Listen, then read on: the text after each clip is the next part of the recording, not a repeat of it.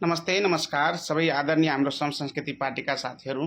म पंकज शर्मा मध्य प्रदेशबाट। साथीहरू, बाहिर जुन सङ्गठनभन्दा बाहिर जति पनि हाम्रो साथीहरू हुनुहुन्छ वा अन्य सङ्गठनका व्यक्तिहरू छन्, उनीहरूसँग हाम्रो डिबेट गर्ने, उनीहरूसँग चाहिँ हामीले प्रश्न गर्ने हैन, उनीहरूसँग जवाब खोज्ने चाहिँ सहज हुन्छ।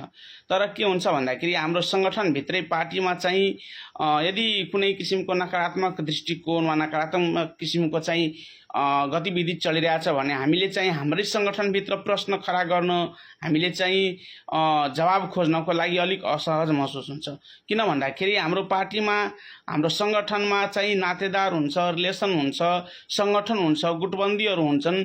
कोसँग प्रश्न हामी गर्ने, कससँग प्रश्न गर्ने, कहाँ गएर चाहिँ हामीले जवाब पाउने, यस्ता किसिमका धेरै मनमा चाहिँ भित्री आत्मामा चाहिँ प्रश्नहरू खेलिरहेका हुन्छन्।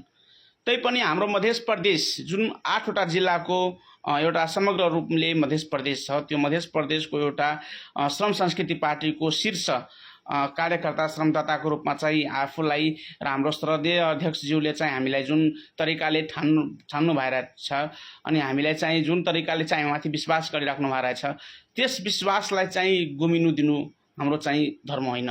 हामीले हाम्रो राष्ट्रिय अध्यक्ष लगायत श्रम संस्कृति पार्टीका जति पनि हाम्रो पार्टी कार्यकर्ताहरू, समर्थकहरू हुनुहुन्छ, उहाँ सबैको विश्वास चाहिँ हामीमाथि छ, प्राय ममाथि पनि छ।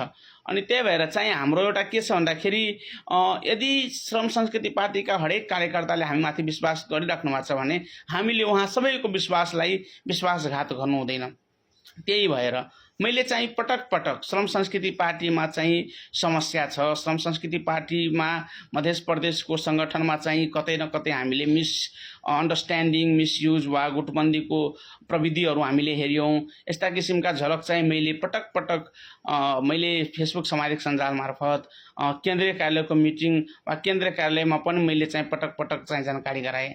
र धेरै साथीहरू चाहिँ श्रम संस्कृति पार्टीका मेरो पोस्ट हेरिसक्दाखेरि होइन पंकज अर्को पार्टीमा गयो, पंकज चाहिँ पार्टीको खिलाफमा छ, यस्तो किसिमको नकारात्मक तरिकाले चाहिँ उनीहरूले चाहिँ झट्ट अब सबै कुरा यथार्थ थाहा हुँदैन। त्यही भएर चाहिँ उनीहरूलाई मनमा चाहिँ आउन सक्छ। तपाईहरूलाई सम्पूर्ण हाम्रो आदरणीय श्रम संस्कृति पार्टीका साथीहरूलाई समेत यस्ता किसिमका कुराहरू आउन सकेको थियो, मैले चाहिँ कमेन्टमै अनुभव गरेका थिएँ। त्यही पनि हामीले चाहिँ लगभग 5-6 पटक चाहिँ रिकल पोस्ट पनि हामी गऱ्यौँ।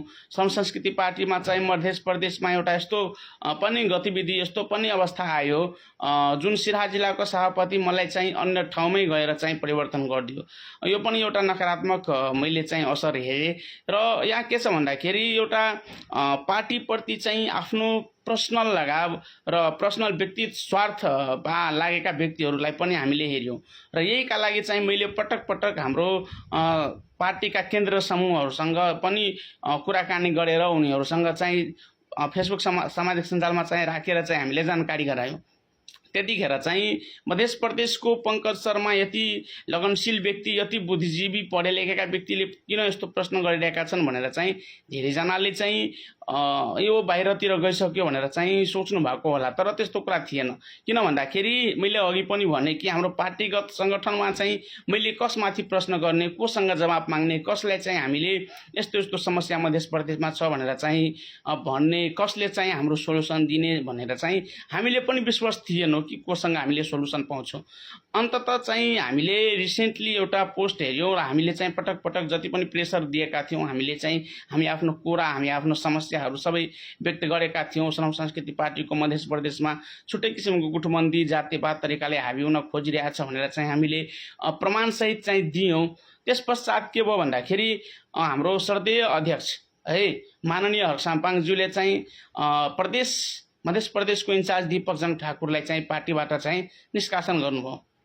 र यो न्युज सुन्दाखेरि चाहिँ त्यति बेला चाहिँ हामीले एउटा के कुरा महसुस गर्यो भन्दाखेरि मैले चाहिँ पटक पटक यस्तो किसिमको प्रश्न गरेको थिएँ र त्यो प्रश्नको चाहिँ राम्ररी आदरणीय हर्कसाङपाङज्यू उहाँ केन्द्रीय टिमले चाहिँ केलाएर हेर्नुभयो। अब के छ भन्दाखेरि यसबाट चाहिँ मैले हाम्रो सम्पूर्ण श्रम संस्कृति पार्टीका साथीभाइहरूलाई चाहिँ मैले के जानकारी दिन चाहे भन्दाखेरि तपाईहरू कोही पनि नआत्तिनु होला है। सम्पूर्ण साथीहरू कोही पनि आत्तिनु हुँदैन, मात्तिनु हुँदैन र समय परेको बेलामा कुसमय परेको बेलामा पात्तिनु हुँदैन। त्यही भएर कृपया जति पनि हाम्रो श्रमदाताहरू हुनुहुन्छ, समर्थकहरू हुनुहुन्छ, सबैजना मजाले यो मध्य प्रदेशको टिम अझ मजबुत भयो कि हामी अझ मजबुत भयौँ। यहाँ निस्वार्थ रूपले लागेका व्यक्तिहरू अझ एग्रेसिभ तरिकाले होइन, अब अझ सङ्घर्षपूर्ण तरिकाले अझ समर्थकको रूपमा चाहिँ बढेर हामी चाहिँ अझ एक ढिक्का भएर चाहिँ हामीले काम गर्न सहज महसुस गर्नेछौँ। त्यही भएर चाहिँ जति पनि हाम्रो मध्य प्रदेश लगायत अन्य केन्द्रीय कार्यालय वा बाहिर देश विदेश रहनुभएका श्रमदाताहरू, हकसाम्पाङका समर्थकहरू वा श्रम संस्कृति पार्टीका सिद्धान्तमा हिँड्ने मान्छेहरू, हकवादका सिद्धान्तमा हिँड्ने मान्छेहरू, समर्थकहरू जति पनि हुनुहुन्छ, तपाईहरू कृपया यो नबुझ्नु होला कि मध्य प्रदेश ध्वस्त भयो। अब मध्य प्रदेश अझ बलियो भयो। हामी हुँदाखेरि मध्य प्रदेशमा कसैले केही टकस मकस गर्न सक्दैन। निस्वार्थ रूपले हामी सकेका छौँ। र एउटा अझ कुरा मैले प्रष्ट रूपले यो भिडियो मार्फत तपाईँहरू सबैलाई चाहिँ मैले भनिदिएँ। धेरैजनाले चाहिँ फेसबुक कमेन्टमा चाहिँ मलाई भन्दै हुनुहुन्छ कि मध्य प्रदेश अध्यक्ष तपाईँ भन्नुहोस्। मैले सबैलाई विनम्र हात जोडेर बिन्ती गर्न चाहन्छु है, सबै साथीहरूलाई। हुन त एउटा पदीय जिम्मेवारी र नैतिक रूपले चाहिँ मलाई मध्य प्रदेशको इन्चार्ज लिनुपर्छ, तर चाहिँ मैले के भन्न चाहन्छु भन्दाखेरि म श्रम संस्कृति पार्टीमा म पङ्कज शर्मा यही भिडियो मार्फत फेरि भन्न चाहन्छु, श्रम संस्कृति पार्टीमा पदको लोभले आएको होइन। मलाई कुनै पनि पद चाहिँदैन। मलाई कुनै पनि पद नदिँदा पनि म श्रम संस्कृति पार्टीलाई पूर्ण रूपले समर्थक दिन्छु र पूर्ण रूपले चाहिँ मैले निस्वार्थ रूपले सहयोग गर्छु। त्यही भएर चाहिँ जे गर्नुपर्छ, म पार्टीको पदमा रहे पनि नरहे पनि मलाई त्यो पदको लोभ छैन।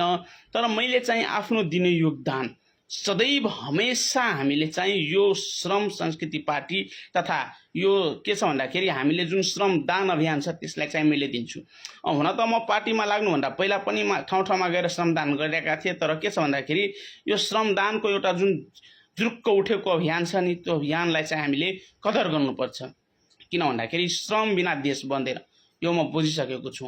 हामी सबै श्रमदान पनि गर्नुपर्छ र श्रमदान मात्रै मानसिक शारीरिक श्रमदान होइन, हामीले मानसिक श्रमदान, आर्थिक श्रमदान, धेरै किसिमका श्रमदान हुन्छ। सबै श्रमदान गरेर चाहिँ हामी देश बनाऊँ। हामी देश बनाउन आएका छौँ, पदको लोभमा बस्न आएका छैनौँ। त्यही भएर चाहिँ मैले पुनः फेरि भन्न चाहे, श्रम संस्कृति पार्टीको आदरणीय हकसाम्पाङज्यूले जुन कदम चाल्नुभयो त्यो एकदम सराहनीय कदम छ र त्यो कदमका लागि म पङ्कज शर्मा लगायत हाम्रो सम्पूर्ण मध्य प्रदेशका साथीहरू धन्यवाद दिन चाहन्छु। र फेरि पनि मैले भन्न चाहन्छु कि यो स्टेप तपाईँको एकदम सकारात्मक थियो र तपाईँले यो स्टेप लिँदाखेरि अलिकति पनि नसोच्नु होला कि हाम्रो मध्य प्रदेशको सङ्गठन कमजोर भयो। तपाईँ ढुक्क हुनुहोला। मैले सम्पूर्ण श्रमदाता, सम्पूर्ण श्रम संस्कृति पार्टीका साथीहरूलाई ढुक्क दिलाउन चाहे कि तपाईँहरू ढुक्क हुनुहोला। हाम्रो पार्टी अझ बलियो भयो।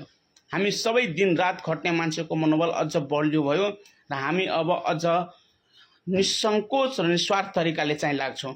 र फेरि पनि मैले सम्पूर्ण मध्य प्रदेशका साथीहरूलाई मैले के भन्न चाहे भन्दाखेरि, तपाईहरू सबैजना श्रम संस्कृति पार्टीमा आएर जोड्नु होला। हाम्रो श्रमदान अभियानमा चाहिँ साथ दिनु होला। सबैजनालाई मैले हार्दिक अनुरोध गर्न चाहन्छु र सबैजनालाई मैले फेरि पनि के भन्न चाहन्छु भन्दाखेरि, तपाईहरूको मनमा यदि पद, लोभ, लालच केही छ भन्दाखेरि त्यो नबोकेरै आएको राम्रो। किन भन्दाखेरि हाम्रो श्रम संस्कृति पार्टीमा पदको लागि र स्वार्थको लागि आउने व्यक्तिको कुनै पनि ठाउँ छैन। हाम्रो पार्टी दास र लासको पार्टी होइन। त्यही भएर चाहिँ सम्पूर्ण जनसमुदायमा फेरि पनि जय माटो, जय देश र मध्य प्रदेश अझ बलियो छ, त्यो मैले भन्दै बिदा माग्न चाहन्छु। म पङ्कज शर्मा, मध्य प्रदेशको टिमबाट। धन्यवाद।